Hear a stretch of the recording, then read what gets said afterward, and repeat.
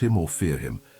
But when a call about his ailing grandfather leads him to a quiet care home, he meets Amara, a woman who sees past his billions. As their worlds collide, Liam must decide, will he fight for the empire he built or the love he never saw coming? Before the day, the glass elevator climbed 40 floors in seconds, carrying Liam Harrington to the top of the tower that bore his family name.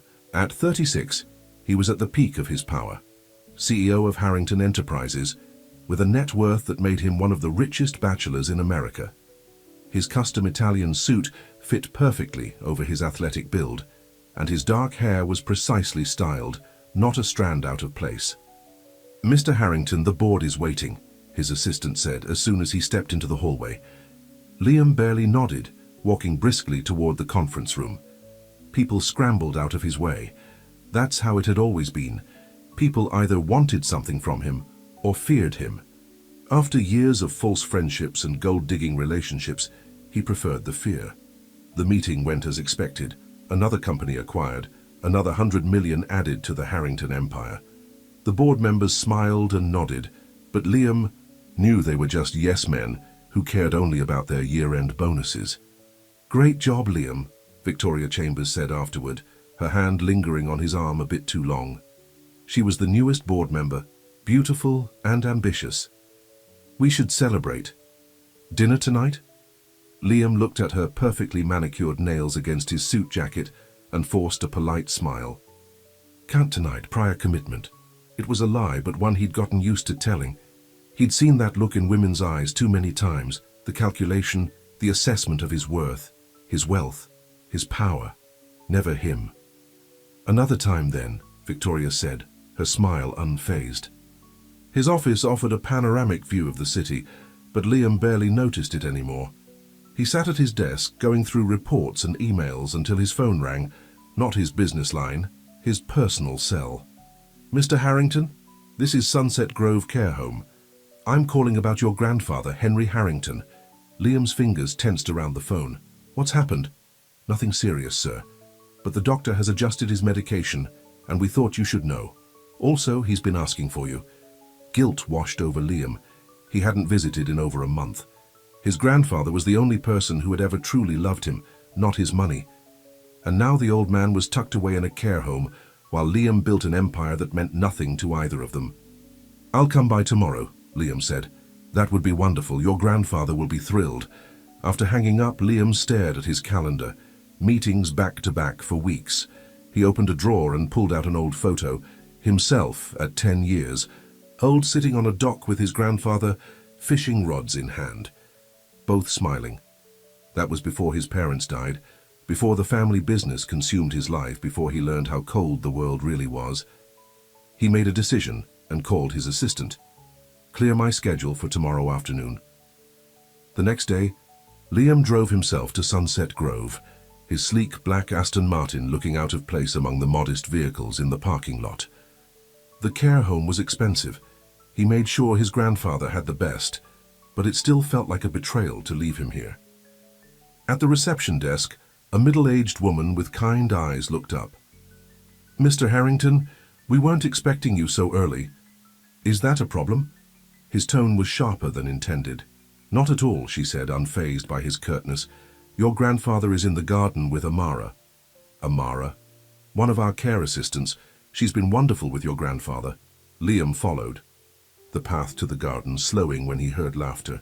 His grandfather's laughter. He hadn't heard that sound in years. The garden was well maintained, with flowering shrubs and benches placed in the shade of old oak trees. And there, walking slowly along a stone path, was his grandfather. Henry Harrington had once been a tall, imposing man. Now, at 82, he was slightly stooped, his movements careful. But he was smiling. Beside him walked a young woman in simple blue scrubs, her hand gently supporting his elbow. She had warm brown skin and curly black hair pulled back in a practical ponytail. She wasn't conventionally beautiful in the way of the women who usually surrounded Liam, but there was something about her smile that made him stop and stare. "And then I told the bank manager, 'Sir, I may be old, but I'm not senile enough to think that's a fair interest rate.'"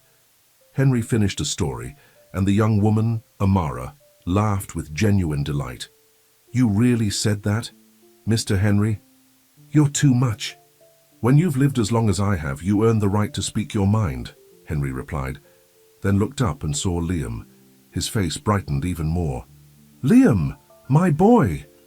Amara looked up, her smile fading slightly as her eyes met Liam's. There was no recognition there, no awareness of who he was beyond a visitor for her patient. It was a novel experience for Liam, who was used to being instantly recognized. Grandpa, Liam said, approaching and embracing the old man gently. You came, Henry said, patting his back. I was just telling Amara about the time you and I caught that monster bass at Lake Whitney. You've been holding out on me, Mr. Henry, Amara said with a warm smile. You never mentioned your grandson was a fisherman. Was, Liam corrected. I haven't been fishing in years. That's a shame, she said, and there was no artifice in her voice, just simple honesty. Mr. Henry talks about those fishing trips like they were the best days of his life. Liam felt another pang of guilt. They were good days. Well, Amara said, I'll leave you two to catch up. Mr. Henry, remember to use your walking stick if you get tired. She turned to Liam with a professional smile. Nice to meet you, Mr. Harrington. As she walked away, Liam found himself watching her. She moved with purpose, stopping to check on an elderly woman in a wheelchair, her face lighting up as she knelt to speak to her at eye level. She's something special, isn't she? Henry said, following Liam's gaze. The care assistant, I suppose she seems competent. Henry chuckled. Competent. Amara Johnson is the only person in this place who treats me like a human being instead of a job duty. She brings me books, remembers how I like my coffee, and listens to my old stories like they're actually interesting. Liam guided his grandfather to a bench under a large oak tree. I should come more often. Yes, you should, Henry agreed without accusation. But I understand you're busy running the company. The company that you built, Liam reminded him. Henry waved his hand dismissively. I built it to secure our family's future, not to replace our family. Your grandmother would be heartbroken to see how you've closed yourself off. Liam winced. His grandmother had died when he was a teenager, and her loss had been devastating for both him and his grandfather. I'm not closed off. I'm focused. On.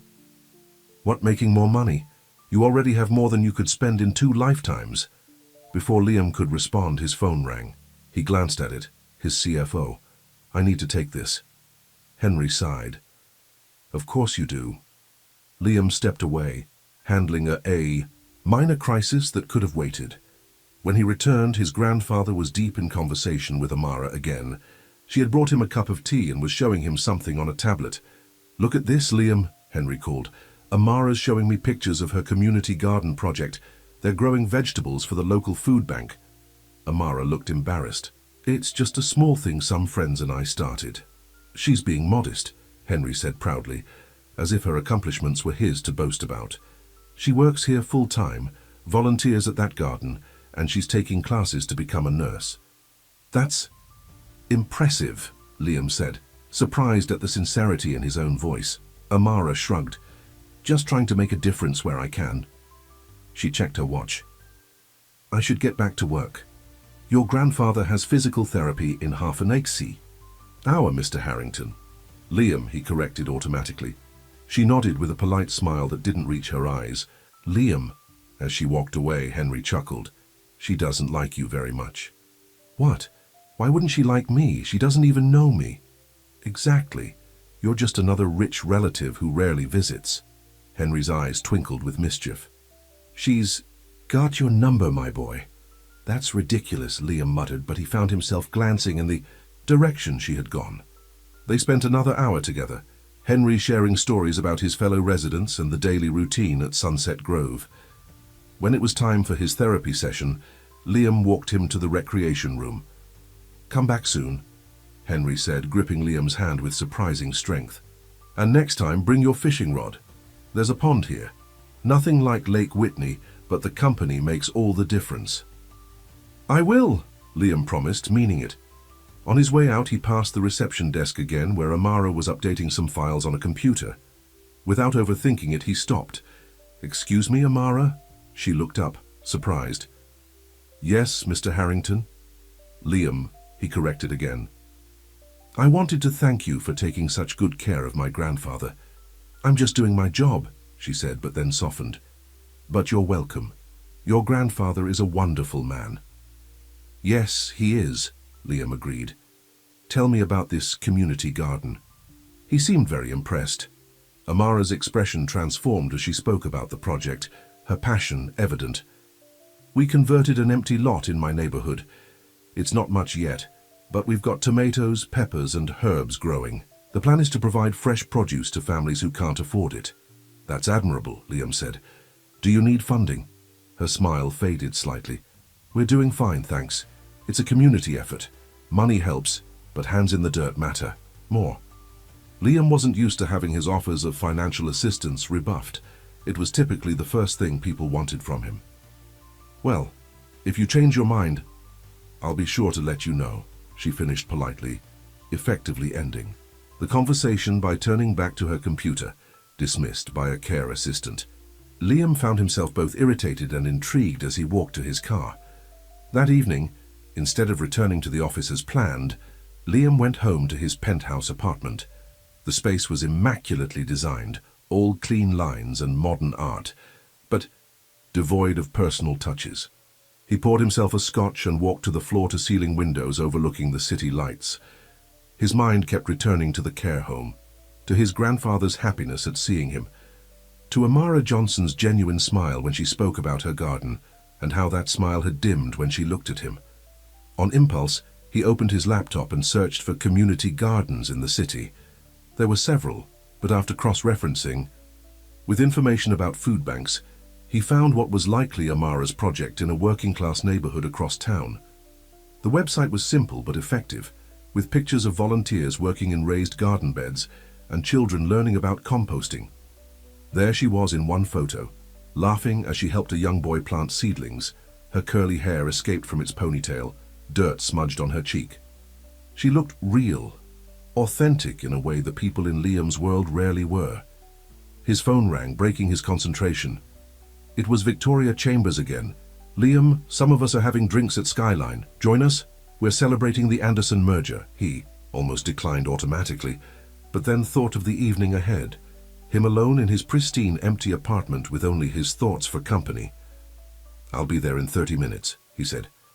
Skyline was an exclusive rooftop bar frequented by the city's elite. Victoria had secured a prime table with a view of the harbor, surrounded by the usual crowd of executives and socialites. She greeted Liam with a kiss that lingered near the corner of his mouth. "We weren't sure you'd come," she said, her hand on his arm again. "You've been so unavailable lately." "I had some personal matters to attend to," Liam said, accepting a glass of champagne from a passing waiter. "Nothing serious, I hope," Victoria said, but her eyes suggested she wasn't particularly concerned. "My grandfather," Liam found himself saying. "I visited him today." "How sweet," she replied, her tone making it clear she found it anything but interesting. Now, about the next acquisition target. The evening proceeded predictably. Business. Talk, subtle flirtations, everyone trying to position themselves advantageously. Liam played his part, discussing strategies and accepting compliments on the latest merger, but he felt oddly disconnected from it all. At one point, he found himself at the bar ordering another drink when his CFO Robert joined. Smart move. Her family connections could be useful for the European expansion. Liam looked across the room at Victoria, who was watching him while pretending to listen to another conversation. "Is that how you see relationships, strategic business moves?" Robert laughed. "In our world, what else would they be? We're not exactly the type to find true love at the corner coffee shop." In his car, instead of heading home, he found himself driving toward the address he'd seen on the community garden website. It was nearly 10 p.m. when he parked near the fenced lot. The garden was dark and locked up, of course. What had he expected? That Amara would be there, working late by moonlight? That he'd have some romantic movie moment where he could offer to help and show her he wasn't just another rich jerk? Ridiculous, he muttered to himself, about to drive away when he noticed a small group of people leaving a building across the street. Even in the dim streetlight, he recognized Amara's silhouette. She was laughing with a middle-aged woman and a young man. They hugged before parting ways, Amara heading toward a modest sedan parked further down the block. Liam slumped in his seat, feeling foolish. This wasn't his world. He had no reason to be here, spying on his grandfather's care assistant, because she treated him with something other than fawning admiration or calculated interest. The next morning, Liam arrived at his office earlier than usual, determined to focus on work and forget about his strange preoccupation with Amara Johnson. But by midday, he found himself calling Sunset Grove. "I'd like to visit my grandfather again tomorrow," he told the receptionist, "and I was wondering, what time does Amara Johnson usually work?" "Miss Johnson works mornings until 3 p.m. most days," the woman replied. "I'm sure Mr. Henry will be thrilled to see you again so soon." Liam hung up, annoyed with himself for asking, yet already rearranging his schedule for the next day. That night, he dreamed of fishing with his grandfather. The sun warm on their faces, the lake stretching endlessly before them. But when he turned to look at the shore, it wasn't empty as it had been in reality.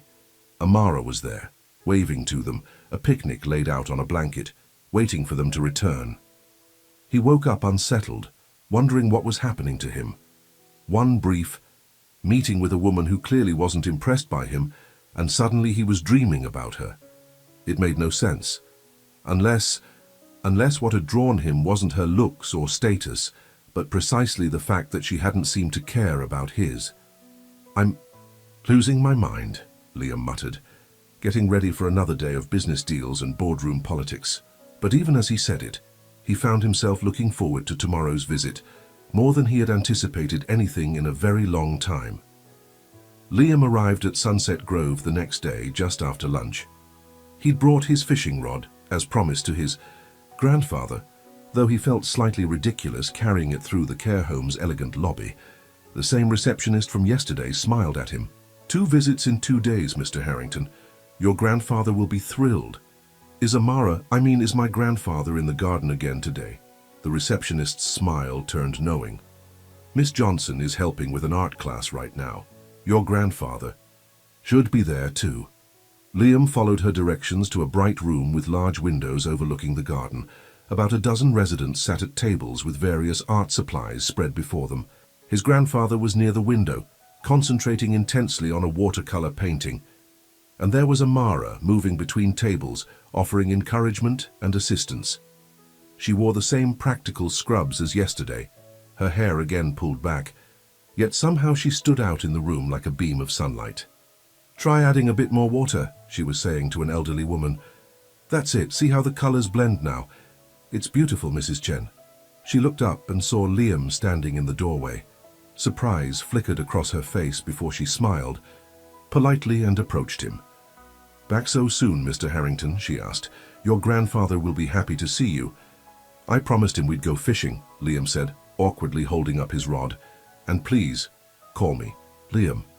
She nodded but didn't repeat his name this time. "The art class ends in about 15 minutes. Would you like to join while you wait?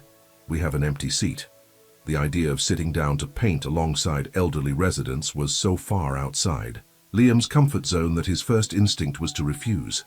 But his grandfather had spotted him and was waving enthusiastically. "I haven't painted since elementary school," Liam admitted as Amara led him to the table. "No time like the present to start again," she said with an encouraging smile that seemed more genuine than yesterday's. "We are painting memories today, places that mean something special." Liam sat beside his grandfather, who was recreating a cabin by a lake in broad, slightly wobbly brushstrokes. "Lake Whitney," Henry explained proudly. "Remember that cabin we used to rent every summer?" "I remember," Liam said softly, looking at the simple painting that somehow captured the essence of those golden childhood days. Amara placed a blank paper and watercolors in front of him. "Your turn." Under the curious gazes of his grandfather and several residents, Liam picked up a brush. He felt strangely vulnerable, sitting here in his expensive suit while trying to remember how to make a basic landscape. "I'm not very artistic," he muttered. "It's not about making a masterpiece," Amara said, her voice gentle. "It's about connecting with your memories." With hesitant strokes, Liam began to paint the dock where he and his grandfather had spent countless hours fishing.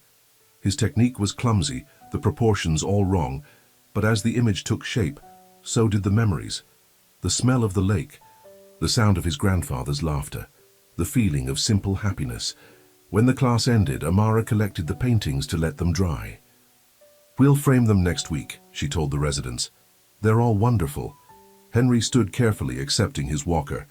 "Ready for some fishing, my boy?" "Absolutely," Liam said, surprised to realize he was actually looking forward to it. As they prepared to leave the art room, Liam found himself turning to Amara. "Would you like to join us? If you're not too busy, that is." The invitation surprised even himself. Amara looked equally surprised. "That's thoughtful, but I have other residents to attend to," she said. "Maybe another time." Henry chuckled as they walked slowly toward the pond. "You're barking up the wrong tree there, Liam. What are you talking about? I may be old, but I'm not blind. You're interested in Amara." Liam felt an unfamiliar heat rise to his face. "I was just being polite. In the 36 years I've known you, just being polite has never involved inviting someone to join your personal time." At the pond, they found a bench in the shade. Liam helped his grandfather sit comfortably before baiting their hooks and casting the lines into the water. "She's not like the women you usually surround yourself with," Henry continued, clearly enjoying his grandson's discomfort. "I hardly know her," Liam protested. "Exactly my point. The ones you date, do you ever really know them? Or do they just fit a certain mold? Beautiful, sophisticated, connected to the right people?" Liam didn't answer, watching his line bob in the water. His grandfather was right, of course.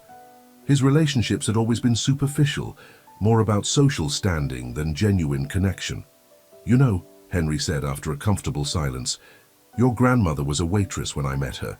Liam looked up in surprise. "What? I thought—" "Grandma was from a banking family," Henry laughed. "That's the story your mother preferred. The truth is, I stopped at a diner after a business meeting went bad. Ruth served me coffee and apple pie and told me to stop looking like the world had ended. By the time I finished that pie, I knew she was special. Why haven't you ever told me this? Your parents had certain ideas about our family's image. After they died, it didn't seem important to correct the story." Henry's eyes grew distant with memory. "Ruth never cared about the business or the money. She cared about people, like Amara does." They fished in silence for a while, neither catching anything but both enjoying the peaceful moment. Eventually, Henry's energy began to wane, and Liam helped him back to his room. "Will you come again tomorrow?" Henry asked hopefully. "I have meetings in the morning, but I'll come in the afternoon," Liam promised. As he was leaving, he passed the garden where Amara was helping an elderly man with a walking exercise. "Leaving already?" she asked when she saw him. "Grandpa got tired. But we had a good time at the pond." "Did you catch anything?" "Just memories," Liam said, surprising himself with the sentiment. Amara smiled, a real smile that reached her eyes. "Those are the best kind. I wanted to ask you," Liam began, but was interrupted by his phone buzzing. "Victoria Chambers." He silenced it. "Sorry about that." "Important business?" Amara asked, her expression closing slightly. "Nothing that can't wait." Liam put the phone away. "I noticed your community garden project could use some proper irrigation. I'd like to help." Her eyebrows rose. "Did you research me, Mr. Harrington?" The use of his formal name again wasn't lost on him. "I was curious about the project my grandfather mentioned, and you immediately thought of throwing money at it," she said, not unkindly but with a directness that few people ever used with him. "Not just money," Liam said. "I'd like to help, personally." Now she looked genuinely surprised. "You want to work in a community garden? Is that so hard to believe?" "Honestly, yes." She gestured at his perfectly tailored suit. "You don't strike me as someone who enjoys getting his hands dirty." "Maybe there's more to me than you think," Liam said, holding her gaze. A flicker of something, interest perhaps, crossed her face before she shook her head. "The garden workday is Saturday morning, 8 to noon. If you're serious, you can come, but leave your checkbook at home." Before he could respond, she was called away by another staff member. Liam watched her go, already mentally rearranging his Saturday schedule. The rest of the week passed in a blur of meetings and contracts. Liam visited his grandfather daily, always timing his visits during Amara's shifts. Each day he learned a little more about her, that she lived with her younger sister, that she sang in a community choir, that she had a weakness for chocolate, chip cookies that the care home's kitchen staff made special for her. Henry watched these interactions with amused interest, often finding excuses to leave them alone together. "Amara, would you mind showing Liam the new library books while I rest my eyes for a minute?" On Friday afternoon, Liam arrived to find his grandfather in bed with a slight fever. "Nothing serious," the nurse assured him. "Just a touch of a cold. We're monitoring him closely." Liam sat with Henry, who drifted in and out of sleep. After an hour, Amara appeared at the door with a tray. "I brought his favorite tea," she said softly. "How is he doing?" "The same. They say not to worry, but it's normal to worry about people we love," Amara said, placing a gentle hand on his shoulder. The simple touch of comfort was so unexpected that Liam found himself at a loss for words. "Thank you for being here for him," she continued. "It means more than you know." "I should have been here more all along," Liam admitted. "I've been so focused on running the company." "You're here now," Amara said. "That's what matters." As she turned to leave, Liam spoke up. "I'll see you tomorrow, at the garden." She paused at the door. 8 a.m. sharp. "Wear clothes you don't mind getting dirty." For the first time, she gave him a teasing smile. "If such things exist in your wardrobe." Saturday morning found Liam standing awkwardly at the entrance to the community garden, wearing the most casual clothes he owned. Dark jeans that still looked expensive, and a simple button-down shirt with the sleeves rolled up. He'd even stopped for coffee on the way, picking up an extra cup with the vague hope of earning brownie points. The garden was already bustling with activity. Children ran between raised beds, adults were turning soil and planting seedlings, and a group of teenagers was constructing what looked like a new compost bin. Liam didn't see Amara at first and wondered if she'd worked the night shift and wouldn't be coming. Then he heard her laugh, that same warm, genuine sound that had first caught his attention at Sunset Grove. She emerged from a small shed carrying trays of seedlings, wearing faded jeans with holes at the knees, a loose t-shirt, and a bandana. Holding back her curls, she spotted him and did a double take, clearly surprised he had actually shown up. Making her way over, she balanced the trays against her hip. "You came," she said, sounding impressed despite herself. "I said I would." He held out the coffee. "I brought this for you." "Thanks." She shifted the trays to accept the cup. "How's your grandfather today?" "Better. His fever broke overnight." Liam took one of the trays from her. "Where do these go?" Amara led him to an empty, raised bed. "These are tomato seedlings. They need to be planted about 12 inches apart." She demonstrated the technique, digging a small hole, gently placing the seedling inside, covering the roots with soil and watering it carefully. Liam watched attentively before trying himself. His first attempt was clumsy, the plant listing to one side. "Not bad for a first try," Amara said encouragingly. "Maybe focus less on keeping your genes clean and more on supporting the plant's roots." "These genes are already a lost cause," Liam said, noticing the dirt smudges on his knees. Strangely, he didn't mind. They worked side by side, planting all the tomato seedlings. Liam's technique improved with each one, and he found himself enjoying the simple, purposeful work. Around them, the garden buzzed with community energy, people of all ages working together, sharing tools and advice, laughing and chatting. "How did all this get started?" Liam asked as they moved on to pepper plants. 3 years ago, this was just an empty lot collecting trash," Amara explained. "My sister Maya and I grew up 2 blocks from here, and we always talked about how the neighborhood needed more green space. When the city offered community garden grants, we applied. You built all this in 3 years." "With a lot of help," she said, gesturing around. "Everyone here volunteers their time. The food we grow goes to local families and the food bank. Last year, we produced almost 2,000 pounds of fresh vegetables." "That's impressive," Liam said sincerely. "It's not running a billion-dollar corporation," Amara said with a shrug, "but it feeds people." Liam looked around at the thriving garden. This might be more important than what I do. Amara studied him curiously. You really mean that, don't you? Before he could respond, they were interrupted by a teenage girl. Amara, we need help with the irrigation system. It's leaking again.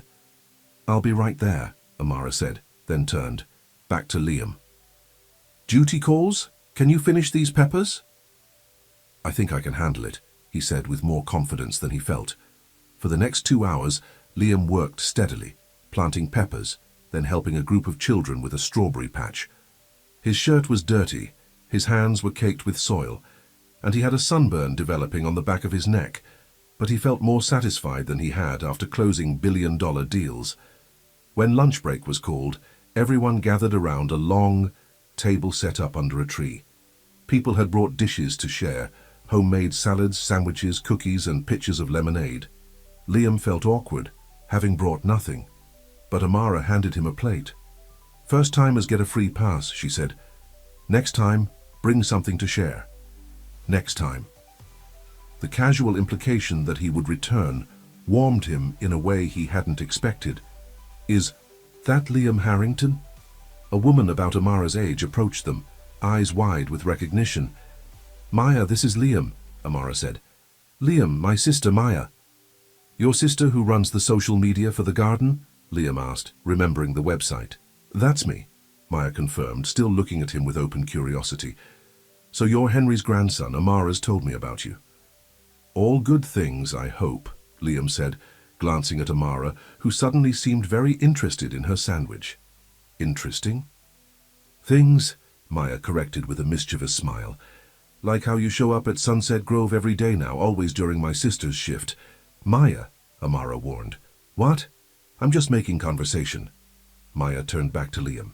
So, billionaire CEO, bi-week community gardener by weekend? That's quite the contrast. I'm just helping out, Liam said modestly. Well, we appreciate it, Maya said. I've got to help with the compost demonstration, but we should talk more later. I have so many questions. As Maya walked away, Amara groaned. I apologize for my sister. She has no filter. I like her, Liam said. She reminds me of you. Haha, Maya is the outgoing one. I'm the reserved sister. You? Reserved? Liam chuckled. You called me out the first day we met? Amara looked embarrassed. About that, I might have judged you too quickly. Based on? The suit, the car, the way you barely looked at the other residents when you visited. Liam couldn't deny any of that. Fair points. I haven't exactly been grandson of the year, but you've been here every day this week, Amara acknowledged. That counts for something. After lunch, the work continued. Liam helped build a trellis for climbing beans, taking direction from a retired carpenter who seemed unimpressed by Liam's status but appreciative of his willingness to learn. By the end of the day, Liam was exhausted but strangely energized. As people began to pack up, he helped Amara store tools in the shed. Will your grandfather be expecting you today? She asked. I told him I'd come by this evening, Liam said. But I have time if you need more help here. Amara hesitated. Actually, I was heading to visit him too. I sometimes stop by on my days off to bring him books. We could go together if you want. The idea of spending more time with Amara, even at Sunset Grove, was appealing. I'd like that. Great. Let me just clean up a bit first. I can't show up looking like this. While Amara went to wash up, Maya cornered Liam by the garden gate. So, what are your intentions with my sister? She asked without preamble. Excuse me? You've been visiting your grandfather every day during Amara's shifts for a week, and now you show up here on a Saturday when you could be on a yacht or whatever billionaires do on weekends. I wanted to help with the garden, Liam said, trying to sound casual. Maya gave him a skeptical look. Right, and it has nothing to do with the fact that you're interested in Amara. Is it that obvious? Only to everyone with eyes, Maya said with a laugh. Look, Amara is the best person I know. She works too hard, cares too much, and never puts herself first. If you're just looking for a challenge because she didn't swoon at your fancy car. It's not like that, Liam interrupted, surprised by his own sincerity. She's different. Different how? Liam thought about it. She sees people, really sees them. Not their status or what they can offer her, but who they are. She saw my grandfather as a person with stories and value, not just another elderly patient. And she looked at me like I was just another visitor, not Liam Harrington, CEO. Maya's expression softened. That's Amara. But be careful with her heart, okay? She doesn't let many people in. Before Liam could respond, Amara returned, her face freshly washed and her curls tamed somewhat. Ready to go? She asked. The drive to Sunset Grove was comfortable, with Amara sharing stories about the garden's early days and the challenges they'd overcome. When they arrived, they found Henry in the common room, playing chess with another resident. Liam! And Amara too! Henry's face lit up. What a wonderful surprise! We brought you something, Amara said, producing a paper bag. Inside was a still warm loaf of zucchini bread, made with the first zucchini from the garden. Henry took the bread with genuine delight. You two are spoiling an old man. As they sat together, Henry beaming at both of them, Liam found himself watching Amara. The way she listened attentively to his grandfather's stories, her gentle laugh, the kindness in her eyes, all of it drew him in more powerfully than any attraction he'd ever felt before. And for the first time in years, Liam Harrington, who could buy almost anything in the world, found himself wanting something that money couldn't purchase: Amara Johnson's heart. What he didn't know was that earning it would require more from him than he'd ever given anyone, and might cost him everything he thought he valued. Over the next few weeks, Liam established a new routine. Mornings were still dedicated to Harrington Enterprises, but his afternoons often found him at Sunset Grove with his grandfather. Saturdays were spent at the community garden, where he had become a regular volunteer. And through it all, Amara was the center of gravity that kept pulling him back. You doorframe of his office. Robert had to cover for you. I had a family. Commitment, Liam said, not looking up from his computer. With your grandfather again. Victoria entered the office uninvited, perching on the edge of his desk. You've been spending a lot of time at that care home lately. Liam finally looked up. Is there a problem with that? Not at all. It's just unexpected. She studied him with calculating eyes. You've changed, Liam. People do that sometimes. It's more than that. You used to be focused, driven. Now you're delegating key meetings, leaving early. She leaned closer. Some of the board members are talking. Let them talk, Liam said, though a flicker of concern crossed his mind. The company is doing fine. For now. But success requires constant attention. She placed her hand on his, her voice softening. I'm just looking out for you, Liam. We've known each other a long time. I appreciate the concern, Liam said, gently removing his hand, but my personal life is my own business.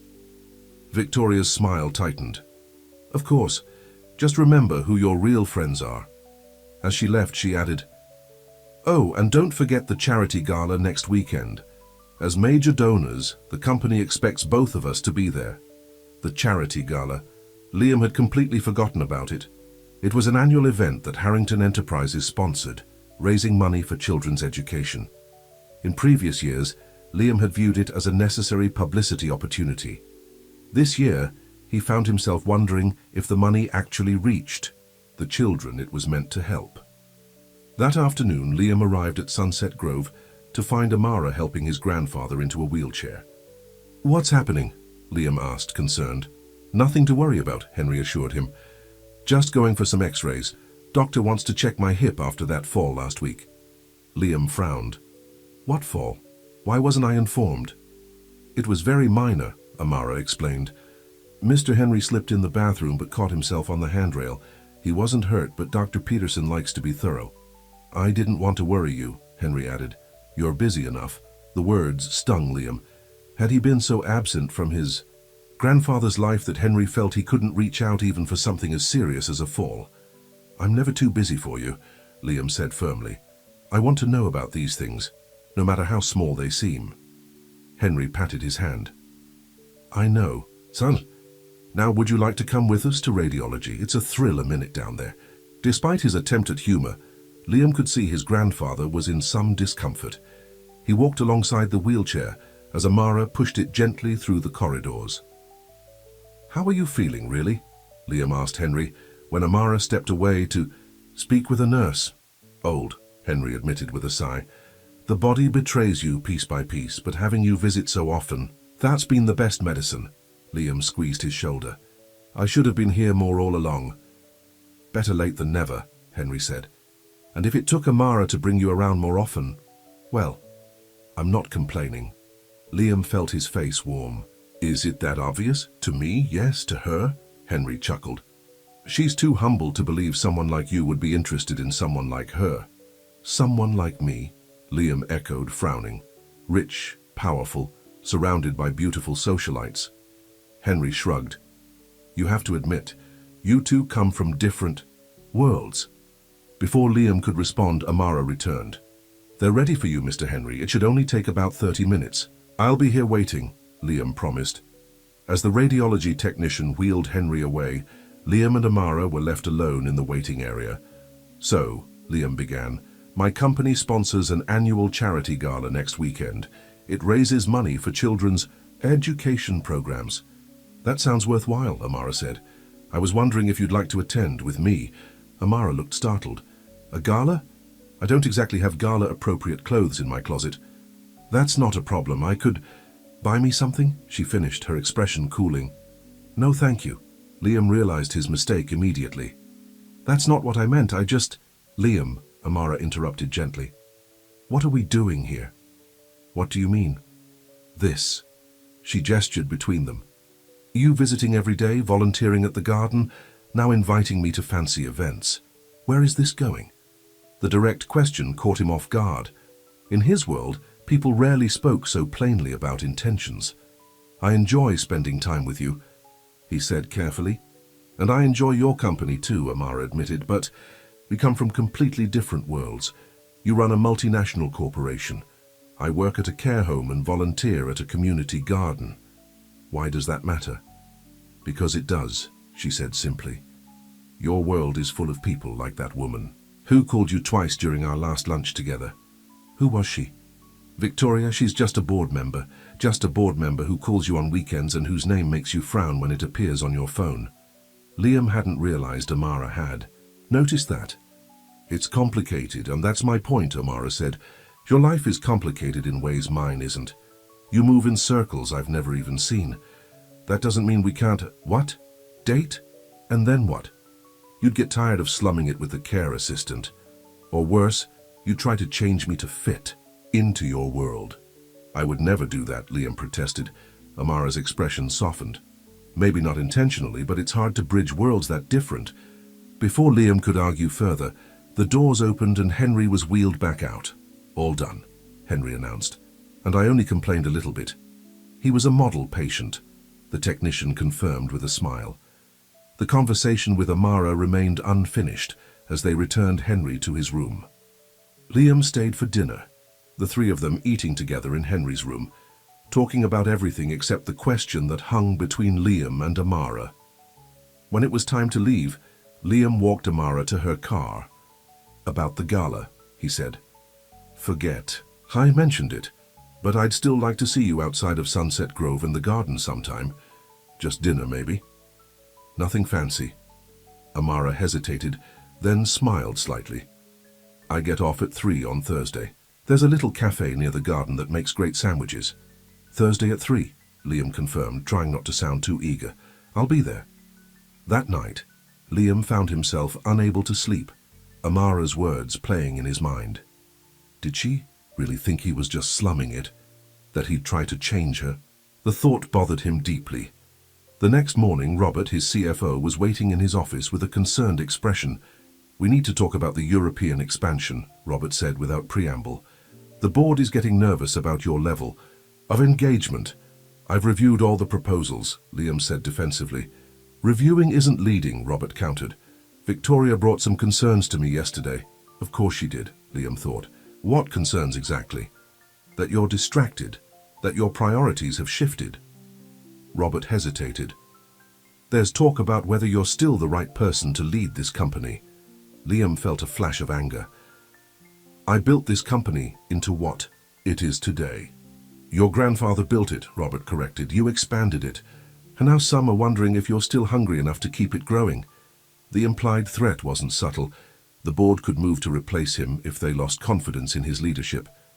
I have a personal life now, Liam said. That doesn't mean I'm any less committed to Harrington Enterprises. Then prove it, Robert said. The European expansion needs your full attention, and so does the charity gala. Victoria mentioned you haven't even confirmed your attendance yet. I'll be there, Liam assured him. Now, if that's all. After Robert left, Liam sat back in his chair, a heaviness settling in his chest. For the first time in his career, his position felt threatened, and for the first time, he wasn't sure if he cared as much as he should. Thursday afternoon came. Quickly, Liam left the office early, changing from his suit into more casual clothes, jeans and a simple button-down shirt, before heading to the cafe near the garden. He spotted Amara already seated at an outdoor table, wearing a sundress.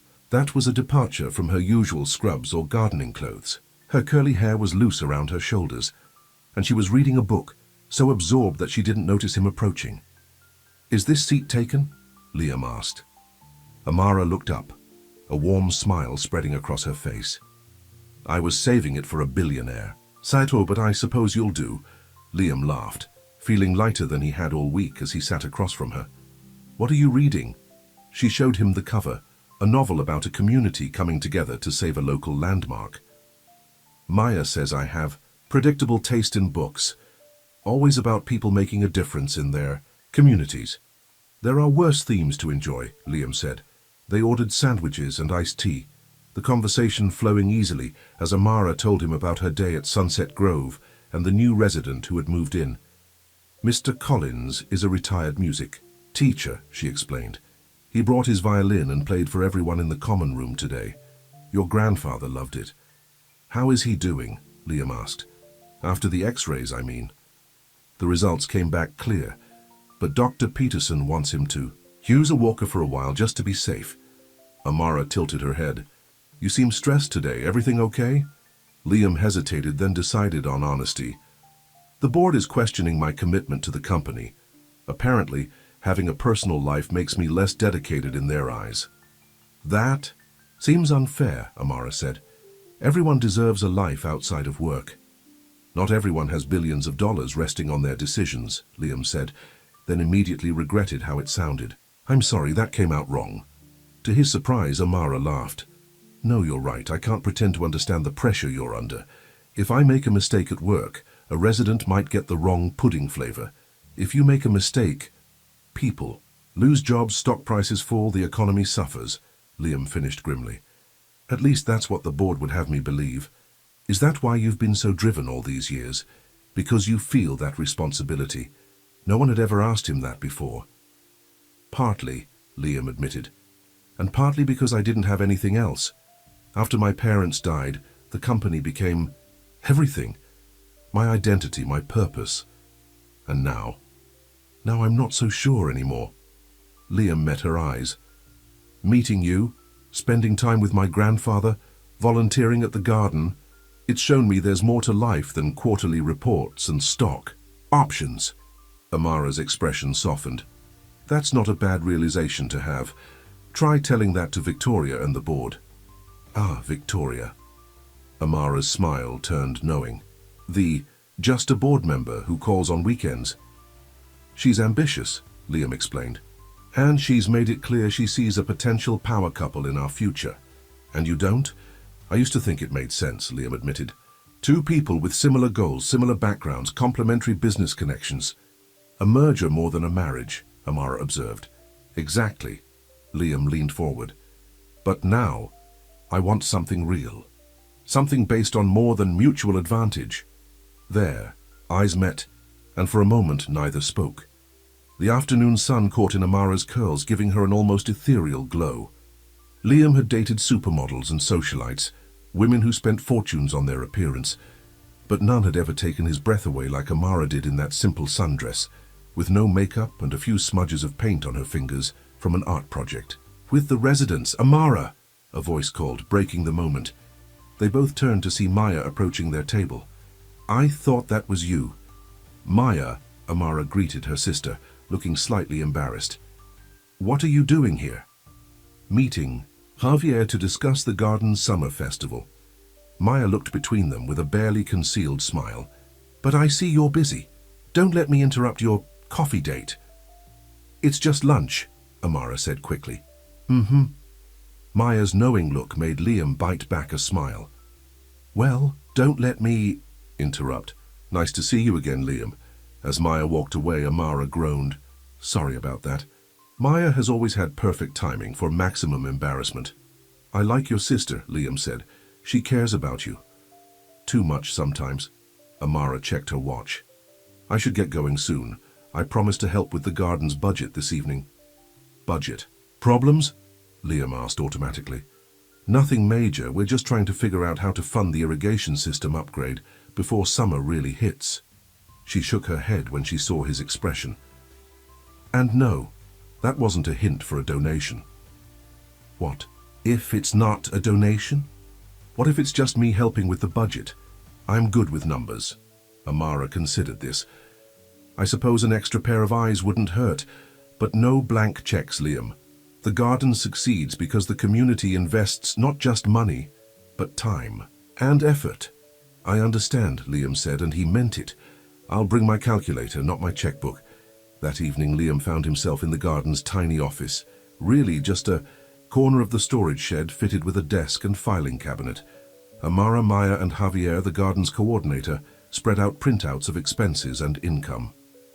"Our main issue is the irrigation," Javier explained. "The current system wastes water and isn't reaching all the beds evenly. We've got a quote for a more efficient drip system, but it's about $2,000 over our current budget." Liam reviewed the figures, impressed by how much they accomplished with so little. "What about applying for a matching grant? If the community raises half, a foundation might match it." "We've looked into those," Maya said. "The application process takes months, and we need the system before the summer heat kicks in." "What about a community fundraiser?" Liam suggested. "Something that brings in quick cash but also builds community involvement." "Like what?" Amara asked, curious. Ideas began flowing as they brainstormed together. By the end of the evening, they had a plan for a garden-to-table dinner event. Local restaurants would donate food prepared with garden produce, community members would pay for tickets, and they'd hold an auction for garden-themed gift baskets. "This could work," Javier said excitedly. "And Liam, if you're willing to help, organize the business side, approaching restaurants, handling the finances, that would be a huge help." "I'd be happy to," Liam said, surprised at how energized he felt by the project. After the meeting, Liam walked Amara to her car. "Thank you for letting me help," he said. "You had good ideas," Amara admitted. "And you didn't once try to just write a check, which I appreciate." "I'm learning," Liam said with a smile. "Slow but steady progress." Under the soft glow of a streetlight, Amara looked up at him, her expression thoughtful. "You know, when we first met, I thought you were just another rich guy who visited his grandfather out of obligation. I judged you without knowing you, and I'm sorry for that." "And what do you think now?" Liam asked softly. "Now I think there's a lot more to Liam Harrington than the CEO everyone sees." She hesitated, then rose on her tiptoes and kissed his cheek. "Good night, Liam." As she drove away, Liam touched the spot where her lips had been, feeling like a teenager after a first date. He was smiling all the way home. The next few days were a whirlwind of activity. By day, Liam managed Harrington Enterprises, paying special attention to the European expansion to appease the board. Evenings were split between visiting his grandfather and helping organize the garden fundraiser. He approached restaurant owners. He knew securing donations and support. The event was coming together quickly, scheduled for the weekend after the charity gala. On Friday afternoon, Liam was in his office reviewing contracts when his assistant announced an unexpected visitor, Amara. "Send her in," Liam said, surprised and pleased. Amara entered, looking slightly uncomfortable in the opulent surroundings of the Harrington Enterprises executive floor. "Sorry to drop in unannounced. I was downtown for a nursing program interview, and thought—" She trailed off, taking in the panoramic views from his office windows. "Wow, quite the view." "It's good to see you," Liam said, genuinely happy for the interruption. How did the interview go?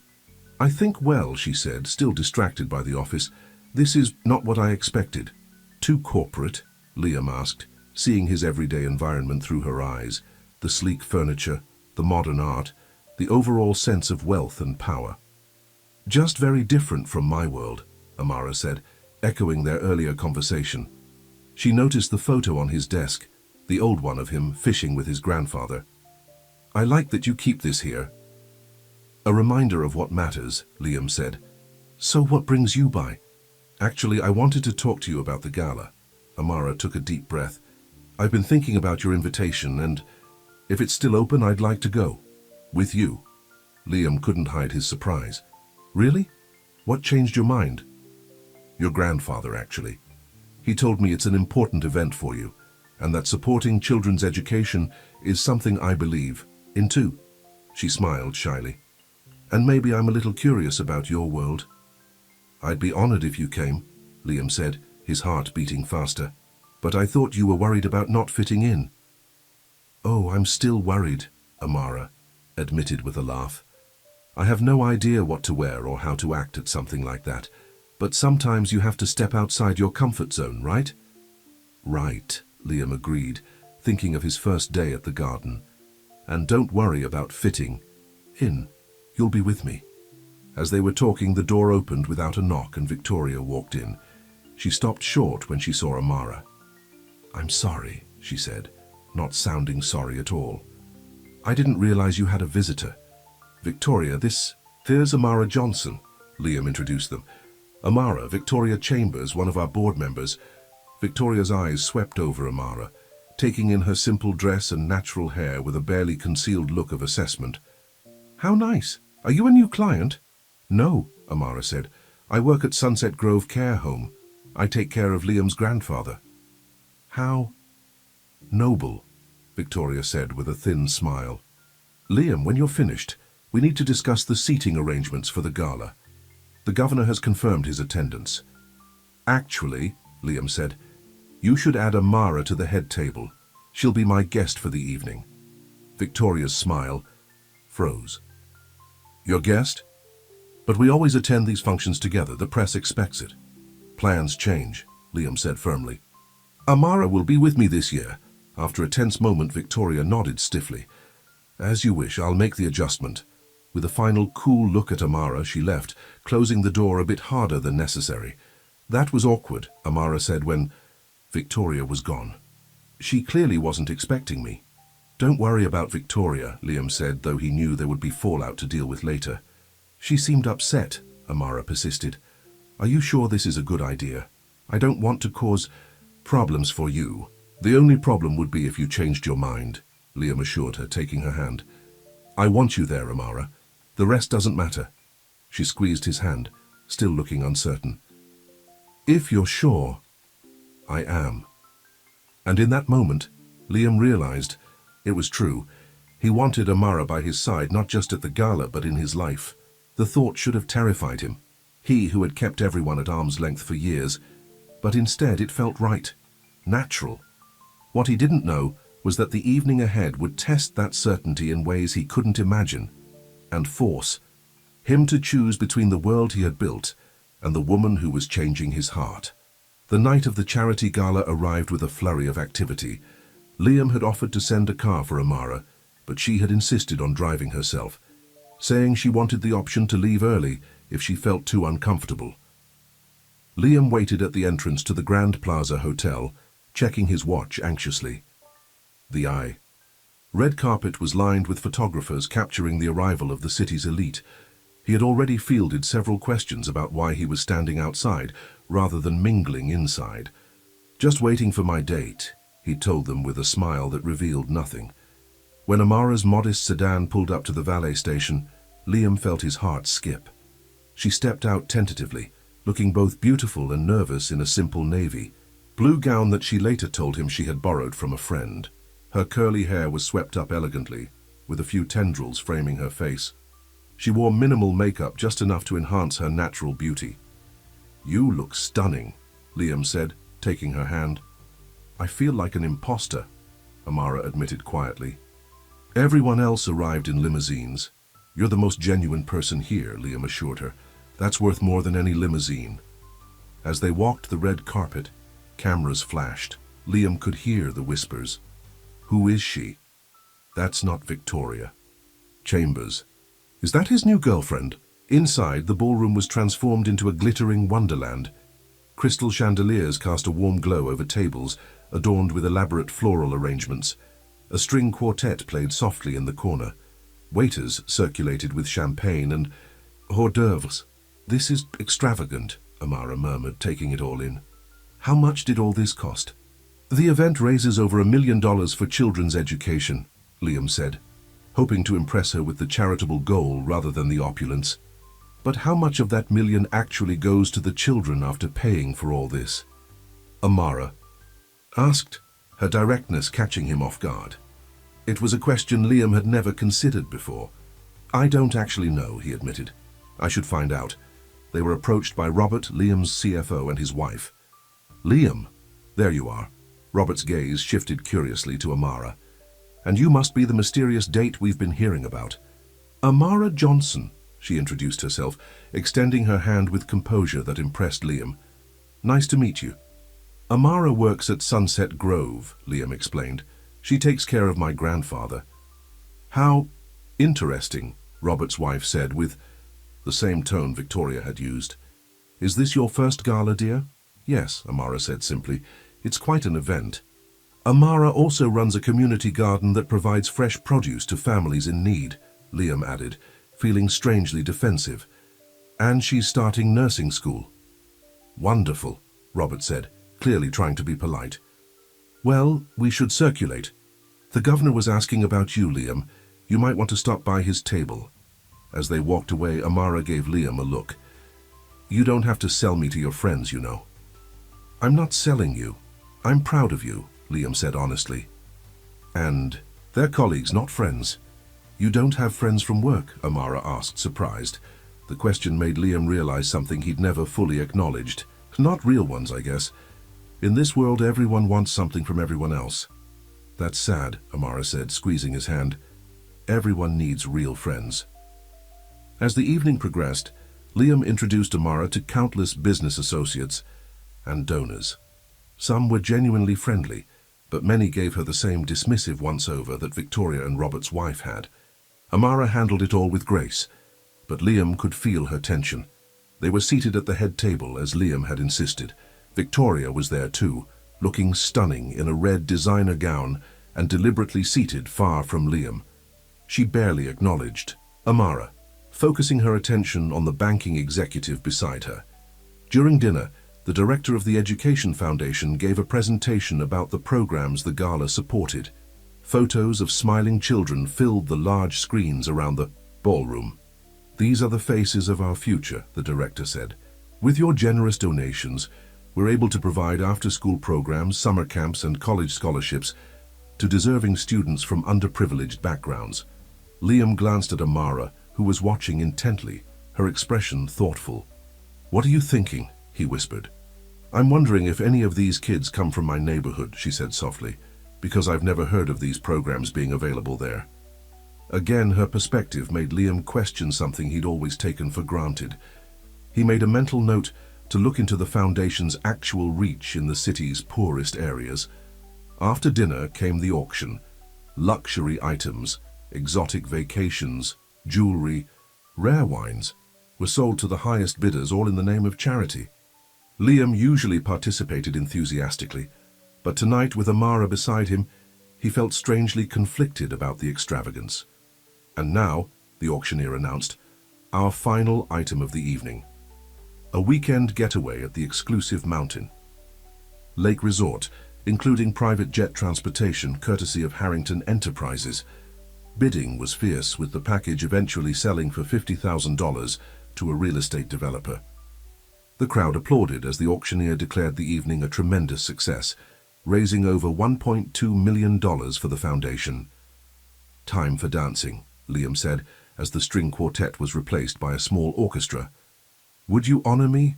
Amara hesitated. "I'm not much of a ballroom dancer."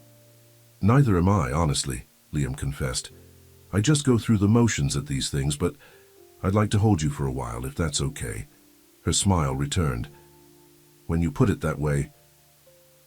On the dance floor, Liam held Amara close, swaying, gently to the music. It felt right having her in his arms, more right than anything had felt in years. "Thank you for coming tonight," he murmured into her hair. "I know this isn't your scene. It's been educational," Amara said diplomatically. Liam laughed softly. "That bad, huh?" "Not bad, just different." She looked up at him. "Everyone is so focused on appearances. The right clothes, the right connections, saying the right things. It's exhausting." "I never noticed before," Liam admitted. "It's just always been my world. And now I see it through your eyes and it looks hollow." He pulled her closer. "You've changed how I see everything, Amara." Their eyes met, and for a moment the crowded ballroom faded away. Liam leaned down slowly, giving her time to pull away if she wanted. Instead, Amara rose on her tiptoes, meeting him halfway. Their lips touched in a soft, tender kiss that sent warmth spreading through Liam's entire body. When they parted, Amara's eyes were wide with emotion. "I wasn't expecting that," she whispered. "I've wanted to do that for weeks," Liam admitted. The moment was interrupted by a tap on Liam's shoulder. He turned to find Victoria standing there, her smile tight. "Sorry to interrupt, but the governor is leaving and wants to speak with you before he goes," she said. "It's important, Liam, about the downtown development project."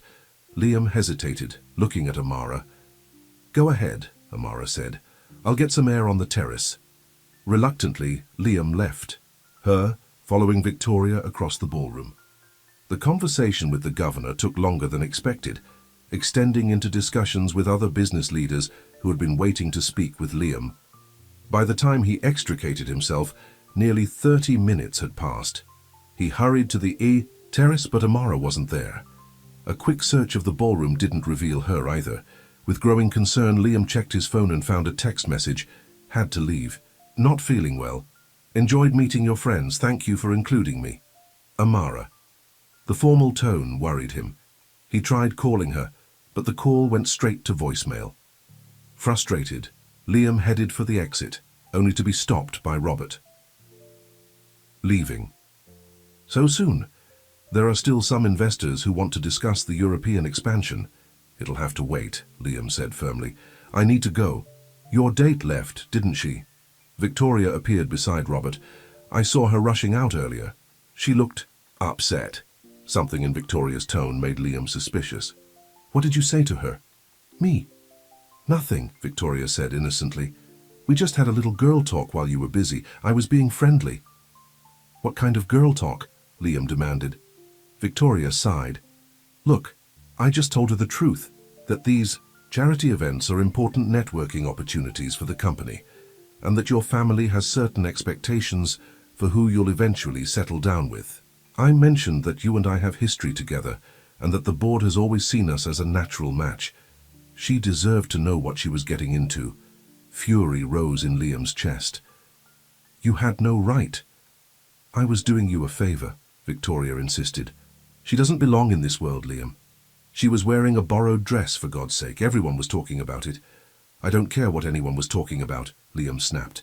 "Amara is worth more than everyone in this room combined." He stormed out, leaving Victoria and Robert staring after him.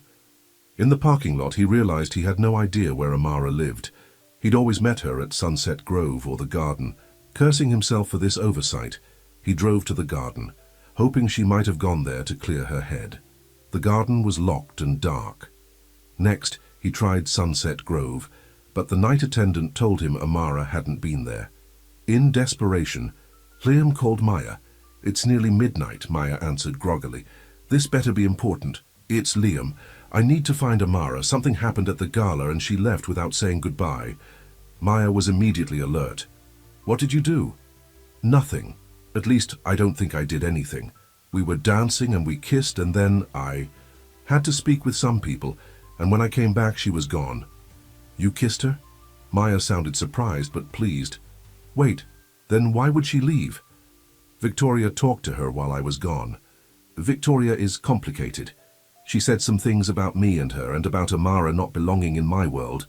Maya groaned. Oh, perfect. Let me guess.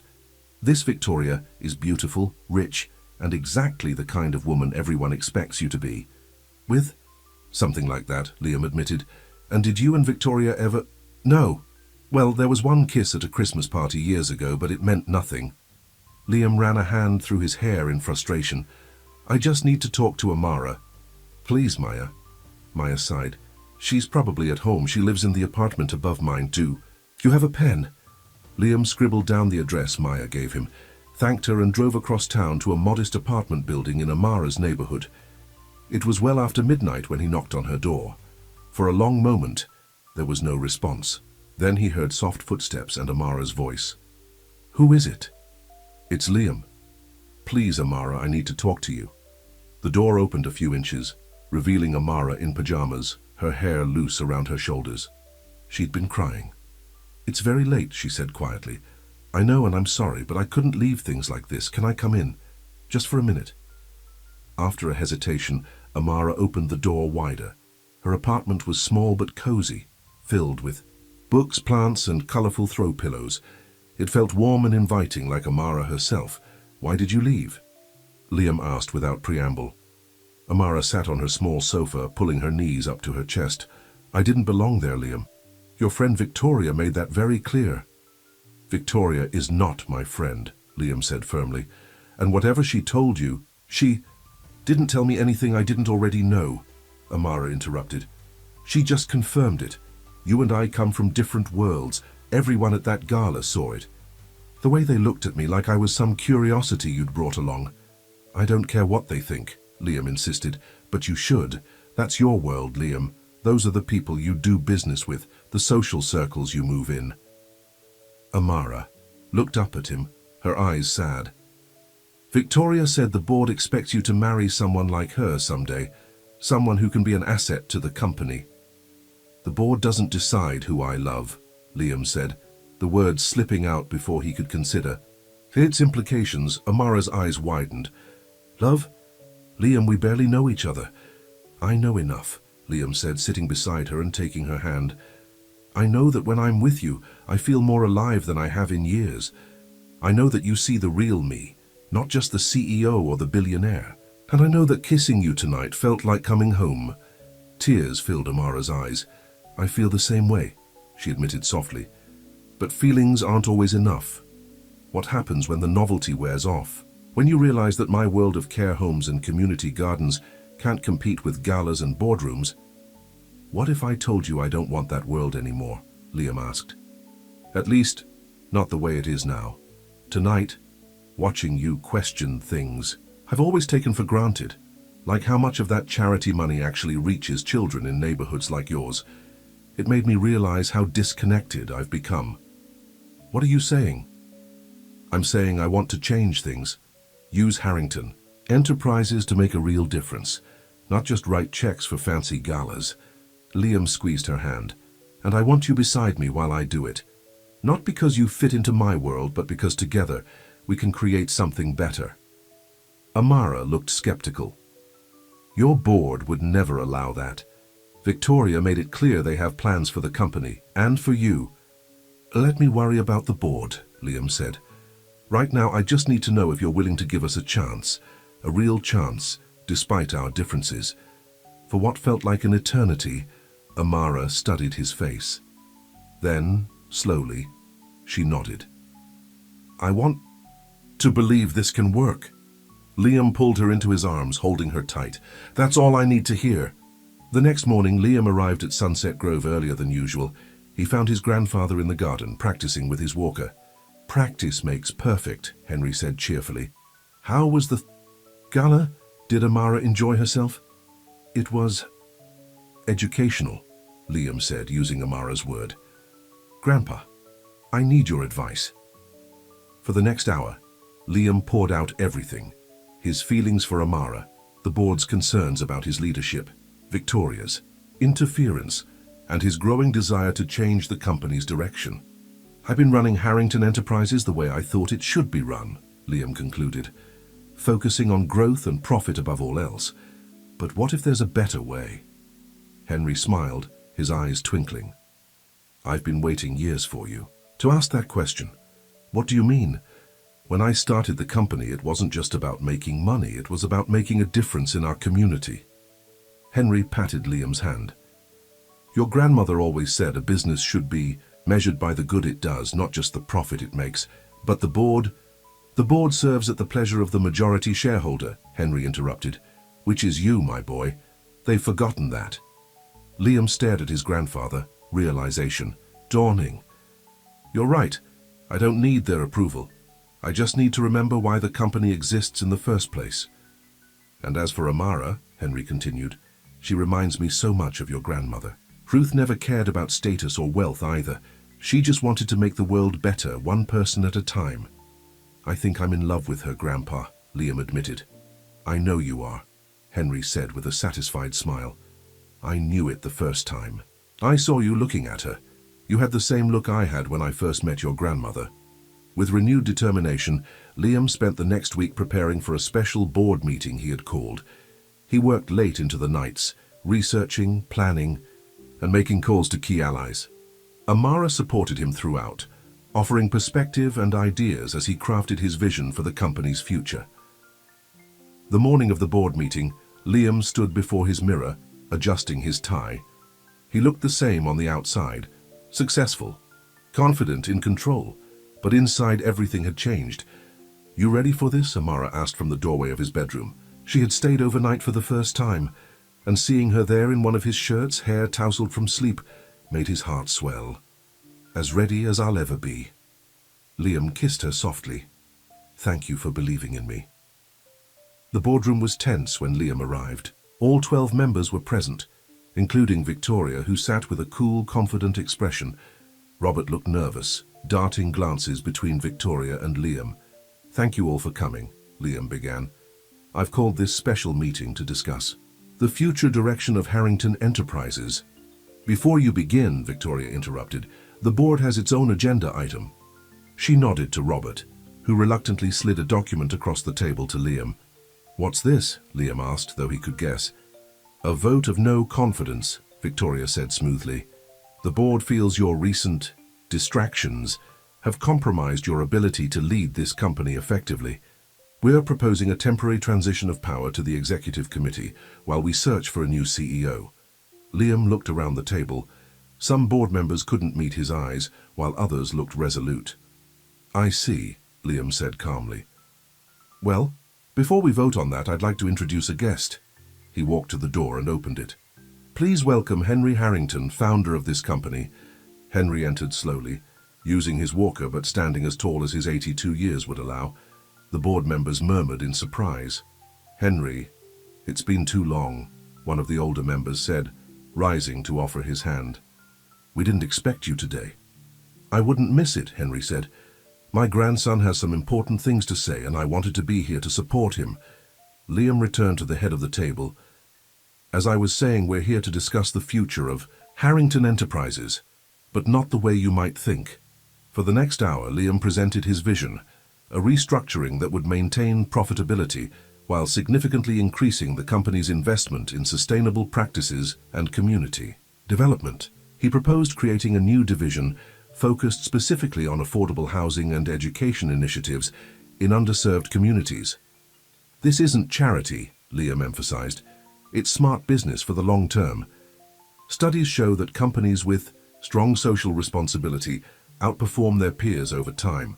As he spoke, he could see the division in the room. Some board members were intrigued, while others, led by Victoria, remained skeptical. This is a radical departure from our core mission, Victoria objected when he finished. And it comes suspiciously, soon after you started dating someone from a very different background. The board has to wonder if your judgment is being influenced by personal factors. My judgment is being influenced by values, Liam corrected her. Values that this company was founded on but has strayed from. Exactly right, Henry spoke up. When I built Harrington Enterprises, it wasn't just to make money, it was to make a difference. Somewhere along the way, that purpose got lost. Victoria wasn't backing down. With all due respect, Henry, the business world has changed since your day. Sentiment doesn't drive shareholder value. Actually, it does, Liam countered. displaying a series of charts. Companies with strong ESG programs consistently outperform the market. But more importantly, it's the right thing to do. Victoria shook her head. This is exactly why we've prepared the no confidence vote. Your priorities have clearly shifted away from what's best for this company. I think it's time to vote, Liam said calmly. Not on your motion, but on mine. As the majority shareholder, I'm exercising my right to reshape the board to align with the company's new direction. The room fell silent. Victoria's confident expression faltered. You can't do that, she said. The bylaws protect the board's independence. Actually, he can, Henry spoke up. I wrote those bylaws myself. The majority shareholder has always had the final say. That's how I wanted it, to ensure the company never lost sight of its values. One by one, Liam asked each board member if they supported his vision for the company's future. Some said yes immediately, seeing the wisdom in his approach. Others hesitated, but ultimately agreed, not wanting to oppose the majority shareholder. Victoria and two of her closest allies refused. Then I thank you for your service, Liam said to the three dissenters. But it's time for Harrington Enterprises to move in a new direction with leadership that shares our values. After the meeting, Henry squeezed Liam's shoulder. Your grandmother would be proud, he said, his eyes misty. And so am I. 2 months later, the Garden's summer festival was in full swing. What had started as a small fundraiser for the irrigation system had grown into a community celebration, with food stalls, music, and activities for children. Local businesses had donated goods and services for an auction, and the mayor had even made an appearance. Liam stood by the newly installed irrigation system, watching children run through the sprinklers that had been set up as a special treat on the hot summer day. Amara approached, carrying 2 glasses of homemade lemonade. I just checked on your grandfather, she said, handing him a glass. He's holding court by the tomato plants, telling everyone about how he used to grow prize-winning tomatoes in his younger days. Is he getting tired? I can take him home if he needs to rest. Are you kidding? He's having the time of his life. Maya's got him judging the pie contest next. Liam laughed, putting his arm around her waist. I've been thinking, he said casually. That empty lot next to the garden, the one that's been for sale forever. I bought it yesterday. Amara turned to him in surprise. You did what? Why? For the garden expansion we've been talking about, the educational area, the greenhouse, the community kitchen. It's all possible now. Tears filled Amara's eyes. Liam, I don't know what to say. Say you'll help design it, all of it. Make it exactly what the community needs. He took her hands in his. And say you'll marry me. Amara's eyes widened. What? Liam knelt down right there in the garden, not caring about the dirt staining his jeans. From his pocket he pulled out a simple ring with a small but perfect diamond. Amara Johnson, you've taught me what really matters in life. You've shown me that the richest man isn't the one with the most money, but the one with the most love. Will you marry me? Tears streamed down Amara's face as she nodded. Yes, she whispered. Yes, I will. As Liam slipped the ring on her finger, cheers erupted around them. The garden volunteers, community members, and even Henry, who had somehow made his way over with surprising speed for a man with a walker, all clapped and whistled. I told you she'd say yes, Henry said triumphantly. Just like your grandmother did to me right in that diner all those years ago. Later that evening, as the festival wound down, Liam and Amara sat on a bench beneath the garden's oldest tree. The setting sun cast a golden glow over the thriving plants and happy faces of the community members still lingering. What made you finally decide? Amara asked, leaning against his shoulder. To change the company, to buy the lot, to propose, all of it. Liam thought about it, watching Henry chatting animatedly with Maya and some of the older garden volunteers. I realized that all my life I've been trying to build something that would last, a business empire that would be my legacy. But what good is a legacy if it doesn't make the world better? He turned to face her, taking in her beautiful face, now so dear to him. You showed me that. Real wealth isn't what you have, it's what you give. And love, real love, isn't something you can buy or earn. It's something you share. Amara cupped his face in her hands. "For a billionaire CEO, you're pretty wise," she teased, then kissed him softly. As the stars began to appear above them, Liam held the woman he loved in his arms, surrounded by the community that had become his own. For the first time in his life, Liam Harrington felt truly, completely rich, with the one thing his money could never buy, a heart full of love, freely given.